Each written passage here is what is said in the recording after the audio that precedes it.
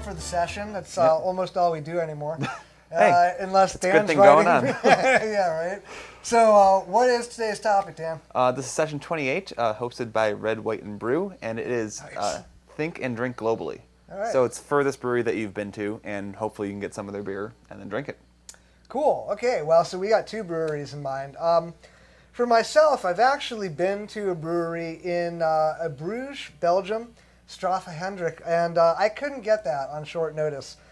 So I thought about, well, if I can't get the furthest brewery I've ever been to, maybe the next furthest. Well, the next furthest was Guinness, and I like Guinness, but I didn't really have as much to say about it. So the next furthest, my third furthest brewery, I guess I'm cheating, right?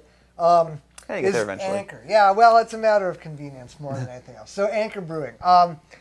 And Anchor's in San Francisco. It's one of the most amazingly picturesque breweries you'll ever visit it. It's like a shrine to brewing. I mean, they have these beautiful copper kettles, and it's on a hill with the brewery has a lot of brickwork. Their tasting room has a lot of wood paneling, and it's just beautiful. So if you're ever in San Francisco, I certainly urge you to go.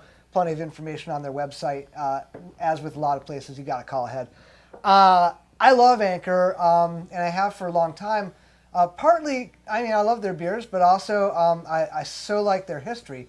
I'm so happy about, the whole thing with Fritz Maytag and buying this dying brewery, and in so doing, helping the craft beer revolution actually to frankly really occur at all. So in a lot of ways, to me, they're an American brewing mecca, and so they're the kind of place that, you kind of have to go to. Yeah.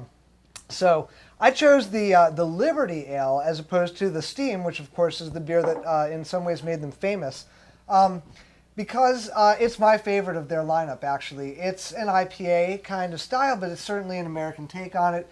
The hops are all Northern Brewer hops, so Pacific Northwest hops. It's not meant to be an English-style IPA. It has great malt character to it, and it's just, it's just a luscious, yummy beer. And so we're going to open one up and reconfirm that fact. Right. Have you had one before? I actually haven't. I've had Anchor great. Steam, but that's essentially it. So Frankly, this is the right thing Let's get to to do it. then. All right, cool.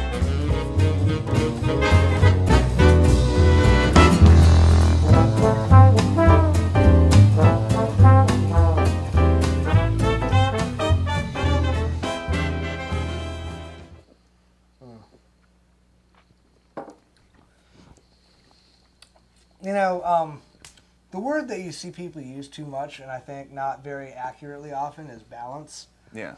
But this really is a good example of a balanced beer. There's plenty of hop, and especially in the aroma, but as you go through the sip, there's no shortage of nice, sweet, firm malt, and it's bready, and it's all the way through there. And at the very finish, you get, a little, like whip snap of hops. But, man, it's just... Yeah, it's hoppier, I think, than I was expecting. But you're right. It's not like, really heavy IPA hoppy, blowing my mouth out. There's like once you get the kind of bitterness at the beginning, it's like, okay, now we got malt. Yeah, I think that's the level and the varietal. What a fantastic beer! If you've never gone beyond the Steam, you'll definitely, if you like IPAs, you'll definitely like the Liberty Ale. I would speak well of all their other beers as well. In fact, their small beer is a great thing to seek out if you ever want something really sessionable. It's like 3.2% alcohol. Yeah. Okay, so let's move on to your brewery. What do we got here? I went to Flying Dog. I stayed across the street from the Tenants Brewery in Glasgow, but I didn't go inside. So the furthest brewery I've been to is the Flying Dog Brewery in Frederick, Maryland, just outside of D.C. And it's not as picturesque on the outside, but it's definitely a great time. You go in there, they give you a pint glass, and then take a tour of the brewery while you've got, I think, 6 samples. And so it's a lot of fun. And so we've got the Horn Dog Barley Wine, which it's an English style, and I love English barley wines. So I had it, and I was in heaven at the brewery. So Sweet. yeah, let's get to it. Well, let's crack that open.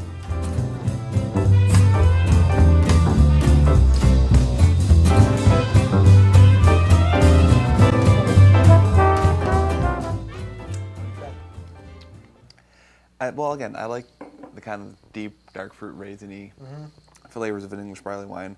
I think I remember this being better on tap, which may have been because it was on tap, or it might just be kind of time building up in my mind. I mean, it's still very good, but a lot of alcohol coming through here, definitely. Yeah, it's a little bit hot even from the alcohol. Yeah. I would even say, and then you're right, the like plummy, raisiny complexity. Yeah. It's very light. It's not really there. So I wonder if it's just because it's young. Maybe I had the OH Maybe on you tap had there something because that I was there. aged already. Yeah. I was there February '09, so if they had the '09 there already, that would be kind of early on in the year. So. Right. This is the '09. In fact, we should have probably mentioned that. And you can even get some of the older ones maybe if you look around. No question, as our cameraman pointed out, their labels are just awesome. Getting Ralph Steadman for their art was a pretty good score. I think this is a pretty good beer, but I can totally imagine that if this sits a little bit longer, it could develop a little bit more. At the same time, it's tasty. It is. I'll definitely have to pick up some of this and cellar it myself. Yeah, that seems like the right thing to do.